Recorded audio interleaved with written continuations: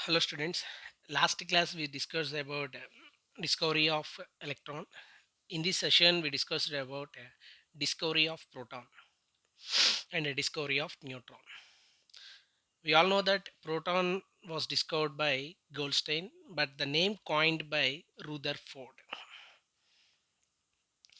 Rutherford అనే అతను మనకి ప్రోటాన్కి నేమ్ అనేది ఇచ్చారు.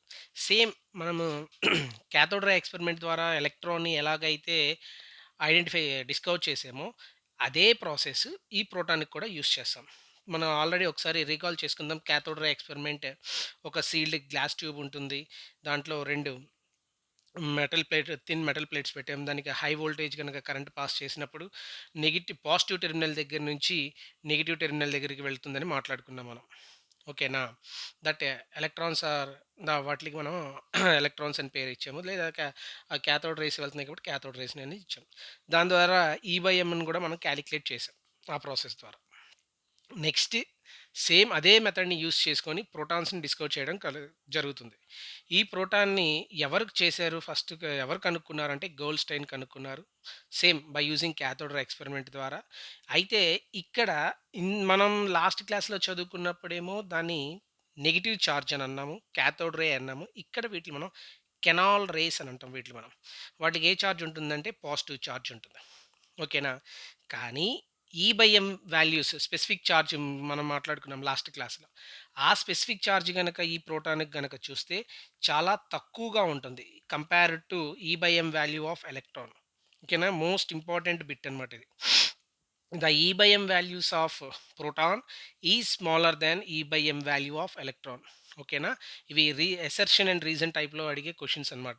ఓకేనా? ఇది జాగ్రత్తగా గుర్తుపెట్టుకోవాలి. నెక్స్ట్ లాస్ట్ క్లాస్ ఏం చదువుకున్నాం మనం? E m values independent on nature of gas అని and nature of the material అని. ఓకేనా? కానీ ఇక్కడ e m values depends on nature of the gas that is taken into the tube. ఆ ట్యూబ్‌లో మనం తీసుకున్న గ్యాస్ మీద ఈ ఈ/ఎం వాల్యూస్ అనేవి డిపెండ్ అయి ఉంటాయి.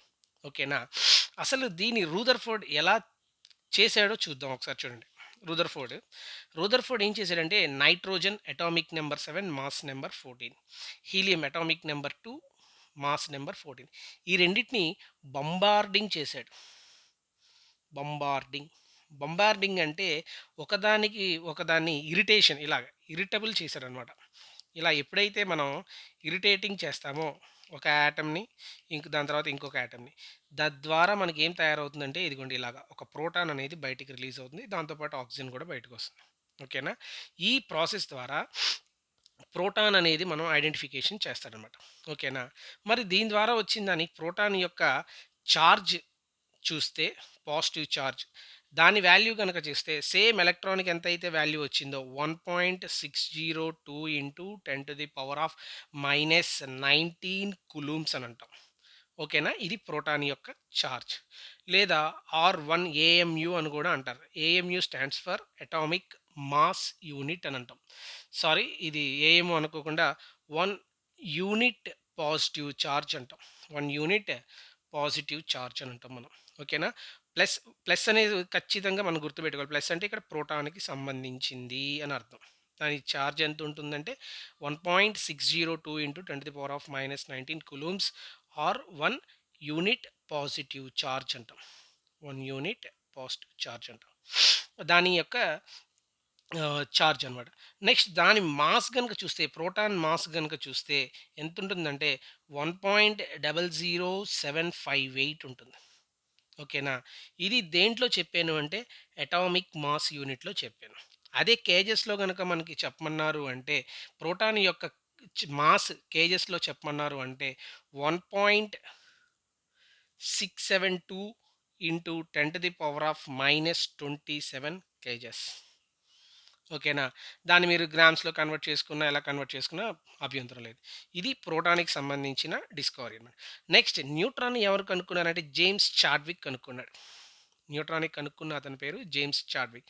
ఎలా కనుక్కున్నారంటే బెరీలియంని కానీ, బోరాన్‌ని కానీ, ఆల్ఫా పార్టికల్ అంటే మనకి హీలియంలో తెలుస్తుంది. ఈ రెండిటిని బంబార్డ్ చేస్తున్నాడు. ఇక్కడొచ్చేసరికి నీకు నైట్రోజన్‌ని, హీలియంని బంబార్డింగ్ చేశాడు. ఇక్కడికొచ్చేసరికి బెరీలియంని, హీలియంని బొంబార్డింగ్ చేస్తారు. ఈ బెరీలియం ప్లేస్‌లో మనం బోరాన్‌ని పెట్టుకోవచ్చు. ఓకేనా? ఆ రెండిటిని అంటే బెరీలియం యొక్క న్యూక్లియైని, బోరాన్ యొక్క హీలియం యొక్క న్యూక్లియైని బొంబార్డింగ్ గనక చేస్తే మనకి ఇలా న్యూట్రాన్ ఫార్మ్ అవుతుంది. ఓకేనా? ఈ న్యూట్రాన్‌కి చార్జ్ అనేది ఏముండదు. న్యూట్రాన్ అన్నా ఇంకా ఒకటే కింద వస్తుంది. నో చార్జ్ అనమాట. మరి దీని మాస్ ఎంతుంటుంది సార్ అనంటే, ప్రోటాన్‌కి ఎంతైతే మాస్ వచ్చిందో 1.672 ఇంటూ 10⁻⁻27 కేజీస్ ఆర్ 1.00758 ఏఎంయు. దీనికి ఎంతైతే ప్రోటాన్‌కి మాస్ ఉంటుందో, ఈ న్యూట్రాన్‌కి కూడా అంతే మాస్ అనేది తీసుకుంటామనమాట. ఈ విధంగా మనకి discovery of proton, discovery of neutrons అనేవి ఐడెంటిఫికేషన్‌లోకి వస్తాయన్నమాట. నెక్స్ట్ ఒక్కొక్క దాన్ని గనక మనం చూస్తే ఓకేనా? ఇప్పుడు దాకా చూసినవి గనక చూస్తే ఓకేనా? ఒకసారి చూద్దాం. పార్టికల్ అంటే ఫస్ట్ మనం ఏం తీసుకుందాం అంటే పార్టికల్ అంటే ఎలక్ట్రాన్‌ని తీసుకుంటున్నాను. ఓకేనా? ఎలక్ట్రాన్‌ని తీసుకుంటున్నాను. ఎలక్ట్రాన్ సింబల్ మనకి ఎలా రాయొచ్చో జాగ్రత్తగా చూడండి.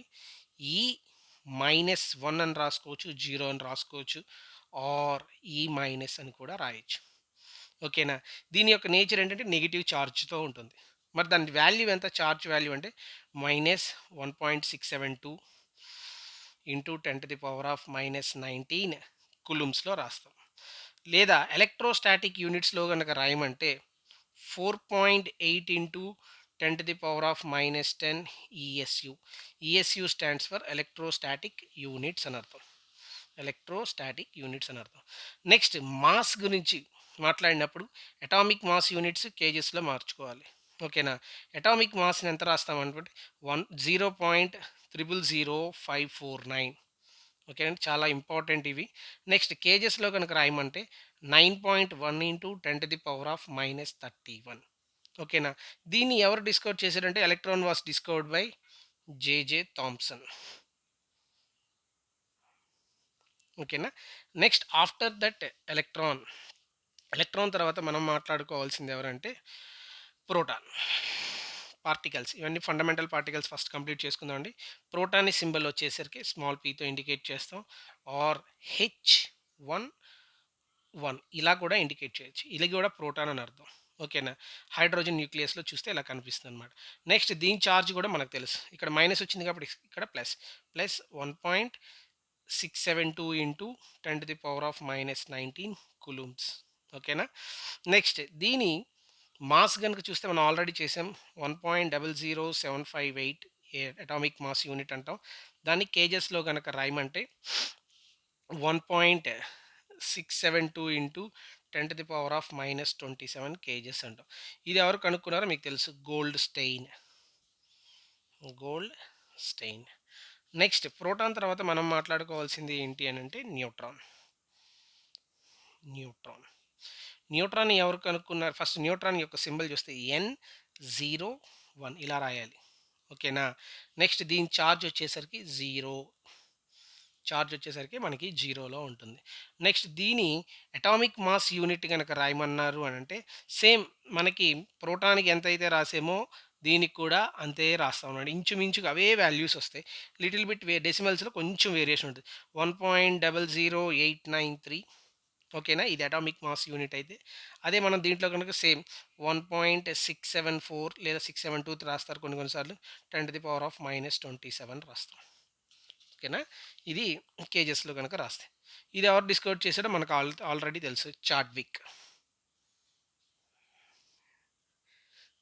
ఓకేనా? జేమ్స్ చాడ్విక్ అని. నెక్స్ట్ ఇవేనా సార్ ఇంకేమైనా ఉన్నాయా అంటే పొసిట్రాన్. పొసిట్రాన్. POSITRON. దీన్ని ఎలా రాస్తామో చూడండి సింబల్. ఈ రాసి సేమ్ ఎలక్ట్రాన్‌కి ఎలాగైతే రాసామో 0 ఇక్కడ -1 రాస్తే ఇక్కడ +1 అని రాస్తాం. ఓకేనా? ఇది దీని సింబల్. నెక్స్ట్ దీని చార్జ్ ఎంత రాస్తాము అంటే +1 యూనిట్ చార్జ్ అని అర్థం. ఓకే. Unit positive charge. దీని అటామిక్ మాస్ యూనిట్స్ వచ్చేసి 0.000549. సేమ్ ఎలక్ట్రాన్‌కి ఎంతైతే రాసామో దీనికి కూడా అలానే రాస్తాం. నెక్స్ట్ వెయిట్ కూడా ఇంచుమించుగా అలానే వస్తుంది.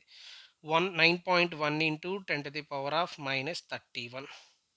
ఓకేనా? దీన్ని ఎవరు కనుక్కున్నారు సార్ అనంటే ఆండర్సన్. ANDERSON. ఆండర్సన్. ఓకేనా? నెక్స్ట్ ఎలక్ట్రాన్, ప్రోటాన్ తర్వాత మనం మాట్లాడుకోవాల్సింది న్యూట్రినో, యాంటీ న్యూట్రినో. NEUTRINO